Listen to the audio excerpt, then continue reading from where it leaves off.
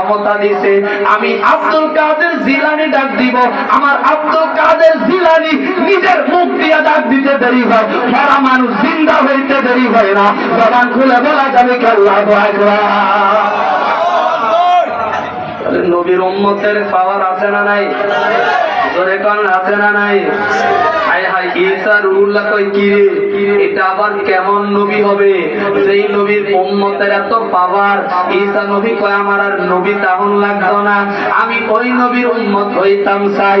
হায় রে ওই কুপটি ফরিদগঞ্জ চাঁদপুরের আমার বাবারা, এই আমার মুসলমান ভাইরা, আজকে তোমরা কোথায় ময়জা রইলা? আজকে তোমাদের কেন লজ্জা হয় না?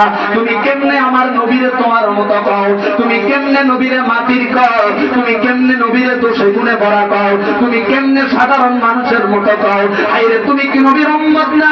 এ নবীর উম্মত, তুমি নবীর উম্মত হইয়া নবীর মর্যাদার চাদর ধইরা টানাটানি করো? না না না না না, টানাটানি করিও না।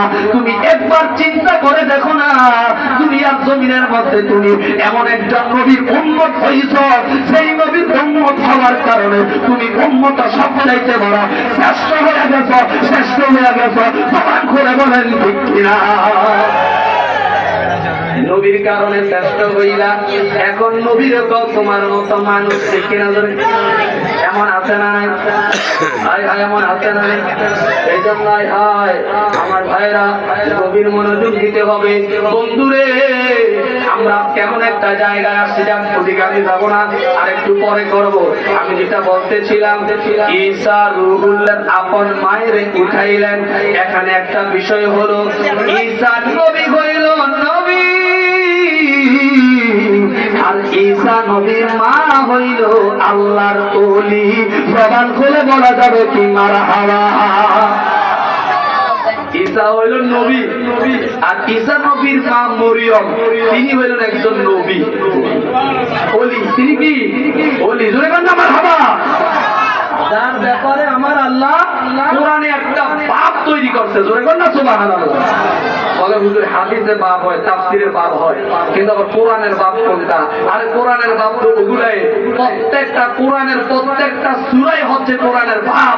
এইজন্য আমার আল্লাহ কোরআনুল কারীমের মধ্যে ওই মরিয়ম আলাইহিস সালামের নামে একটা সূরা নাযিল করেছে, যেই সূরার নাম হচ্ছে সূরাতুল মারইয়াম। জোরে বলেন না মারহাবা। ঈসা নবী হইল নবী, আর মরিয়ম হইল ওলি। এখন ওলির মাকাম কোথায়? ঈসা নবী মারে ডাক দিয়া কয়, মা আমি ঈসা নবী তো একবার ডাক দিলে জিন্দা হয়ে যায়। মারহাবা জোরে কোন? এই ব্যাগের ভিতরে ডাকি দেওয়ার করো। হ্যাঁ, ঈসা নবী ডাক দিয়া কয়, আমি তো একবার ডাক দিলে জিন্দা হয়ে যায়। মারহাবা জোরে না? কিন্তু মা আপনার একবার ডাক দিলাম জিন্দা হইলেন না। এই মজার কথা কিন্তু, মা আপনার একবার ডাক দিলাম জিন্দা হইলেন না, দুইবার ডাক দিলাম জিন্দা হইলেন না, তিনবারের বেলায় আপনি জিন্দা হইলেন। মাগো মা, কারণটা কি আমি ঈসা রুহুল্লাহ একটু জানতে চাই। দুইটা হাত জোরে কন্যা মারহাবা।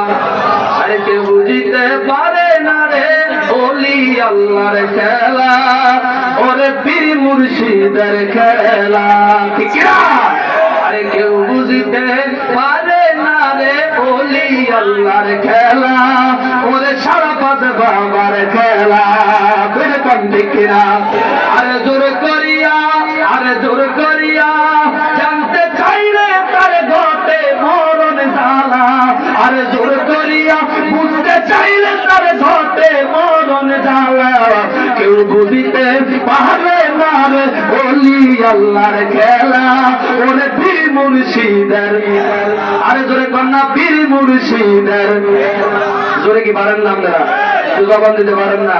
জোরে কন্যা কেউ বুঝিতে পারে না রে ওলি আল্লাহর খেলা, ওরে পীর মুর্শিদের। ঠিক কিনা জোরে বলে? ওলি আল্লাহর খেলা বুঝা বড় নাই। ঈসা রুহুল্লাহ ডাক দিয়া কয়, মা ও মা, গো মা, আপনার একবার ডাক দিয়া উঠলেন না, দ্বিতীয়বার ডাক দিয়ে উঠলেন না, কিন্তু আপনি 3 নম্বরের বেলায় উঠলেন। মা, আপনার হাকিকতটা একটু জানতে চাই, আপনার হাকিকতটা একটু জানতে চাই। ঈসা নবীর মা মরিয়ম ডাক দিয়া কয়, ও আমার সন্তান, বাবা রে, ও বাবা, তাহলে তুমি শুনে রাখো, আমার হাকিকত যদি তুমি জানতে চাও, মরিয়ম আলাইহিস সালাম